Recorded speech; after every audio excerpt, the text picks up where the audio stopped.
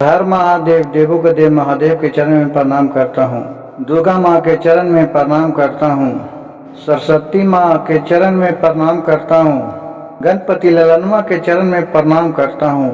गुरु भाई गुरु बहनों के चरणों में प्रणाम करता हूँ। एक गांव में शिव चर्चा हो रहा है।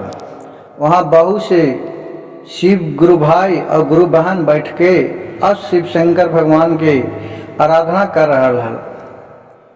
ओकरा में एक धोबी हल जे भी शिव चर्चा में धोबिन बैठल हल।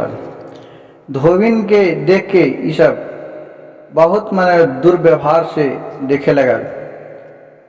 में गुरु भाई बोलन कि देखा भगवान सबके एक समान हथन। भगवान पर से कोई जात पात न बनावल गया है। सब जात पात जितना भी है जो नीचे है, हमनी के दिलो दिमाग में जात पात है, लेकिन ईश्वर सबके एक हथन। जौन भी व्यक्ति जिस नजरिया से भगवान को देखते हैं उसी रूप में भगवान सबको दर्शन देते हैं। इतना कह के धोबी हल जब विकलक चलक कहूँ तो मंदिर में हम न जाए, कम से कम मन में तो भगवान के नाम लेते रहा। वो एरिया जेवाल में जितना गांव में वही एगो धोबी हल सबके कपड़ा लत्ता धोवा हल। धोबी रोज उठा हल और कपड़ा लत्ता जितना मिला हल जो धोवेला वही नदी के किनारे पहुँच जाहल और वह खाना लेके चल जाहल। दोपहर में बैठ के और पेड़ हल वही पेड़ के नीचे खाना रोज खा हल और भोले शंकर के नाम ले हल। जैसी नाम ले हल तो पेड़ पर एक चुड़ैल रहती थी, लेकिन जब भोले नाम के नाम लेता था धोबी तो चुड़ैल एक राजकुमारी के रूप में आके और प्रकट हो जाती थी। एक दिन के बात हुआ कि जो खाना खाए लगा, भोले के नाम लिया शंकर के, उसी वक्त उधर से राजकुमारी के रूप में चुड़ैल आया और बोली कि भैया हमको बहुत भूख लगा है, कुछ खाए ला दीजिएगा हमको भी। कहा कि कहाँ घर है तुम्हारा मैया? बोला कि धोबी कि कहाँ घर है मैया?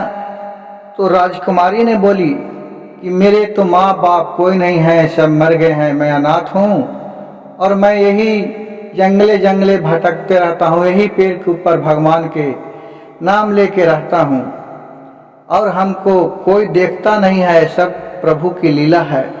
आप ही एक भगवान को सच्चा भक्त हैं जिससे हम दर्शन देते हैं। कहा कि लो बच्ची खा लो।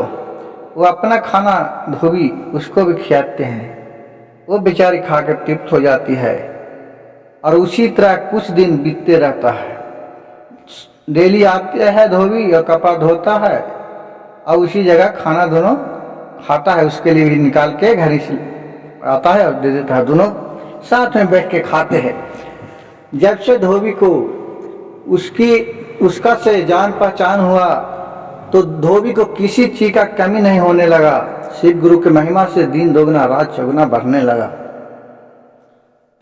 एक दिन के बात है कि धोबी गया तो उसको कस के तबीयत दब हो गया, बुखार लग गया। उसके कारण वो एक हफ्ता तक कपड़ा धोने के लिए जंगल में नदी में नहीं गया। उस गांव के सेठ जी के यहाँ शादी था और उसको कपड़ा धोने के लिए देर था धोबी के यहाँ। तो धोबी अपने औरत से कहा कि हे जी जे न है तो जाके तू कपड़वा धो के ले लेता हल। तक कहती है धोबी कि हम कहाँ कपड़ा धो जाएंगे, हम आज तक गए जो जाएंगे, आप जाइए चाहे नहीं जाइए। कहा कि तो धोबी ने बोला कि सेठ जी आएंगे तो हम क्या जवाब देंगे। कहा धोबी कि देखा जाएगा। वही वक्त 2 दिन पहले जब शादी था तो 2 दिन पहले आया धोबी, बोला कि मेरा कपड़ा धो दिए। अंदर से घर में से धोबी निकला। कहा कि नहीं महाराज, सेठ जी ये हमको तो तबीयत दब हो गया, ये हम तो घर ही में रहे, जब भी धोवाया नहीं। बोला कि नहीं धोवाया तो हमको 2 दिन के बाद कपड़ा धोवल मिलना चाहिए। तो बोला कि प्रभु नहीं हो सकता है तो आप दूसरा ही ले जाके कपड़ा धोवा लीजिए। तो सेठ जी बोला कि हम कहाँ कपड़ा धोवा दूसरा की, आज तक इन्हें का एरिया में कहीं है धोबी, तुमको कि यहाँ सब बिना काम किए हैं, आज कैसे ना तू धो के देगा, तुमको धो के देने पड़ेगा। इतना बात दोनों सुन रहा था। तो जो उस चुड़ैल थी वो यहाँ जब धोबी नहीं जा रहा था तो उसको बहुत चिंता हुआ और वो खोजते खोजते धोबी को आ रहा था कि एक पेड़ पर बैठा था, दोनों के वार्तालाप करते देखा। वो चुड़ैल को बहुत ममता आ गया। क्या किया कि जब दूसरे दिन हुआ वो चल गया उधर, तो सेठ जी का कपड़ा जो रखा था जो उठा के घर में सब लेके चल गया धोने के लिए। अब वहाँ गया तो पीछे पीछे उसका धोबिन था, ये भी देख रहा है कि ले जा रहा है कपड़ा कहाँ। तो वहाँ गया तो देख रहा है कि कपड़ा एक लड़की ने नदी में हिल गया और पूरा कपड़ा खींच दिया, खींच के पसार दिया। उन्होंने बोला धोबी ने कि तुम क्यों कपड़ा लेके भाग गई हमारी। ये कहा कि माता जी मैं तो उनको धोने के लिए नहीं, तबीयत दर्द था आपको पतिदेव का, इसीलिए मैं कपड़ा लेके आ गया हूँ और धो रहा हूँ। इतने बात सुनकर धोबिन था जो लड़की को मारने लगी। कहा कि क्यों तू लेके चला आया, का मतलब कि तुम मेरे पति आते हैं तो तुम्हें को देन है कि उनका तबीयत दब हो गया है।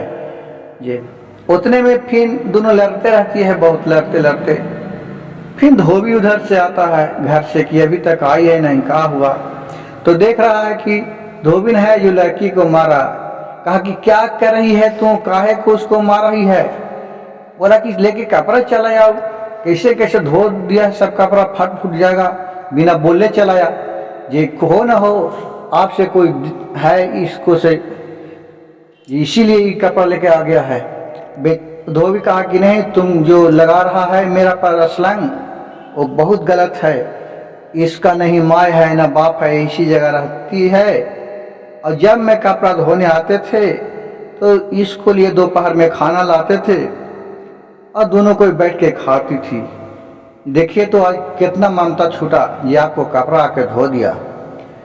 कहा कि तो मेरे घर में कैसे चल गया। धोबी पूछा कि तुम कैसे गई वहाँ। कहा कि देखिए 8 दिन से आप नहीं आ रहे थे तो हमको अंदेशा हो गया था कि क्या हुआ कि आप नहीं आ रहे हैं कपड़ा धोने के लिए। वही आपको को खोजते खोजते उसी गांव में पहुंच गए। जब आपसे और धोबी से वार्तालाप हो रहा था तब मैं उस जगह पेड़ पर आके बैठ रहे और फिर हमको ममता छूटा तो आके आपको कपड़ा धो दिए, लीजिए सब धोआ गया है, आप धोबी उन सेठ जी को दे दीजिएगा। वहाँ से फिर दोनों कपड़ा लेके खुशी खुशी आई और बोली उसको कि बच्ची आज से मेरे घर में तू काहे न रहती है। बोले कि ये शिव भगवान का यही लीला है कि मैं घर में नहीं रह सकते हैं, जी आप प्रार्थना कीजिए भगवान से, शिव गुरु से कि मैं घर में रहूं। वो भी बहुत बैठ के शिव गुरु का आराधना करता है और फिर वहाँ जाता है तो लड़की से कहता है कि मैं बहुत पूजा पाठ आपके लिए किया हूँ, ये चलो मेरे एक बच्चा नहीं है, तुम रहना मेरे घर में।